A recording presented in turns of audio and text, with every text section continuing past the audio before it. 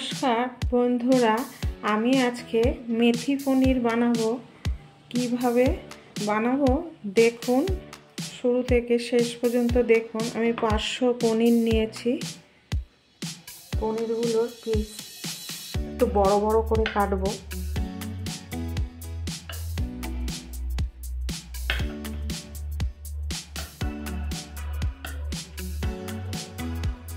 ঠিক এরকম সাইজের করব।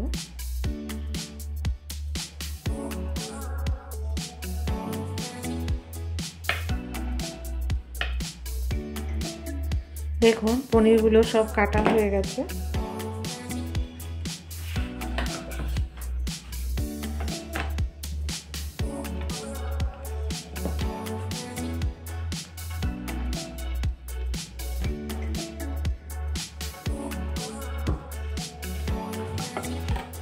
মেথি শাক 2 আটি আমি ছাড়িয়ে নিয়েছি। ঠিক পাতাগুলো ছাড়িয়ে নিতে হবে। এবার রান্না বসাবো।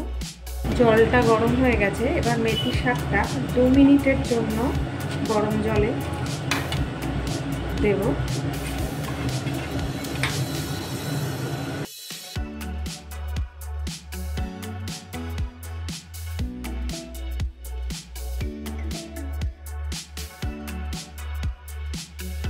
দু মিনিট হয়ে গেছে। এবার পাতাটা নামিয়ে ফেলবো, শাকটা।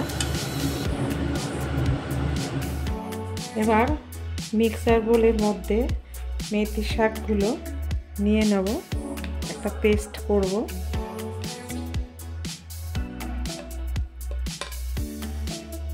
দুটো কাঁচা লঙ্কা দিয়ে দিলাম।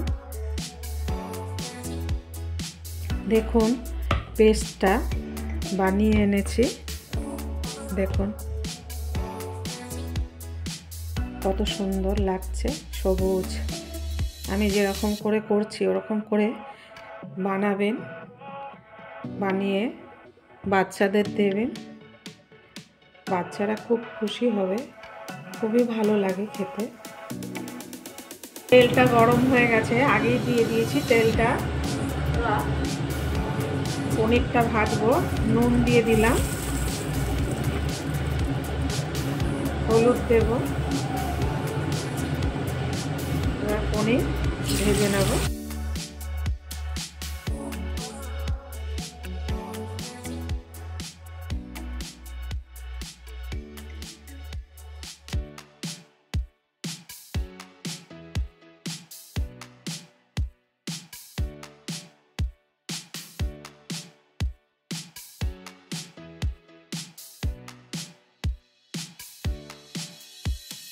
এই হলুদটা দিলাম, আর আমাকে হলুদ দিতে হবে না, একবারই হলুদটা দিয়ে নিলাম। পনিরের গায়েও হলুদটা লেগে গেল।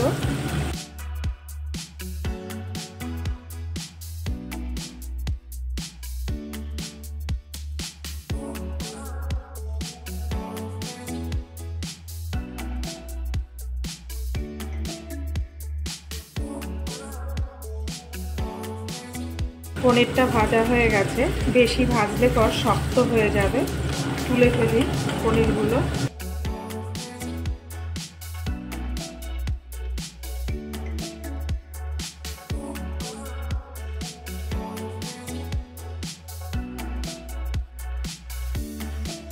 এখন হালকা ভাজা করতে হবে। দেখুন পুরো বেশি ভাজা করলে শক্ত হয়ে যাবে পনিরটা।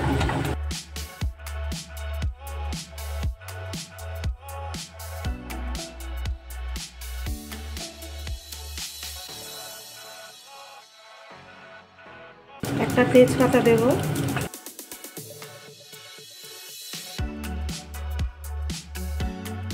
আর 4টে এলাচ দিয়ে দেব।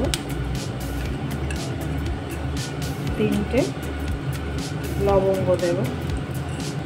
আর অল্প জিরে, সাদা জিরে ফোড়ন দেব। জিরে 1/2 চামচ। হলুদ পরিমাণ মতো। নুন, তেলের মধ্যে একটু নুন আছে, বুঝে দিতে হবে পরিমাণ মতো। একটু আদা বাটা,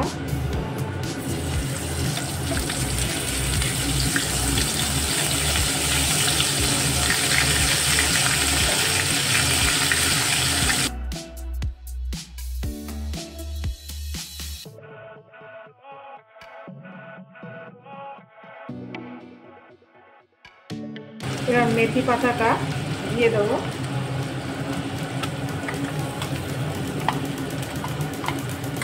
মশলাটা ভেজে নিয়ে করলে গন্ধটা ভালো আসে।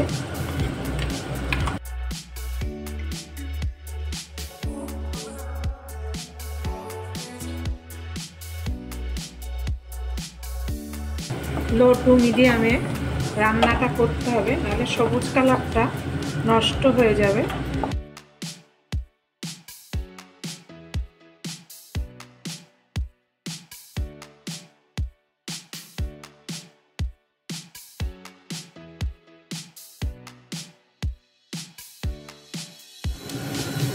10 মিনিট কষানো হয়ে গেছে।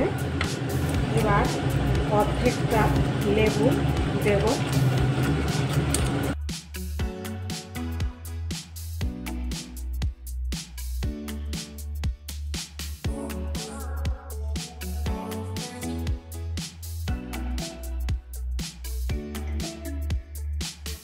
এবার টেস্ট বাড়ানোর জন্য একটু চিনি দেব।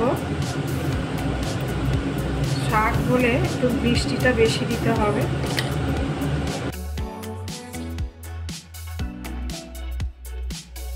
এবার পনিরটা দিয়ে দেবো।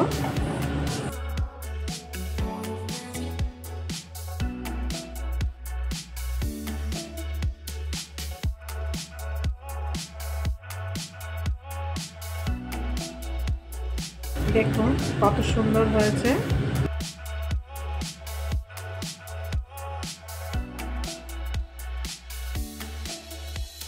পাঁচটা কাঁচা লঙ্কা দিয়ে দেবো।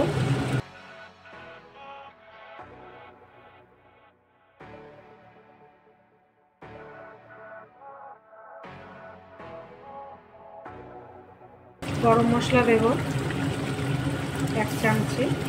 ঘি দিয়ে দেব। এরকম করে রান্না করবেন, দেখবেন কি অপূর্ব খেতে লাগে।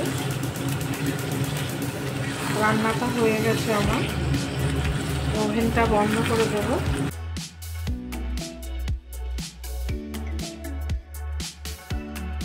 বন্ধুরা, মেথি পনিরের রেসিপিটা দেখলেন। যদি ভালো লেগে থাকে লাইক, শেয়ার, সাবস্ক্রাইব করবেন। পরের দিনের একটা নতুন রেসিপি নিয়ে ফিরে আসব। ভালো থাকুন, সুস্থ থাকুন।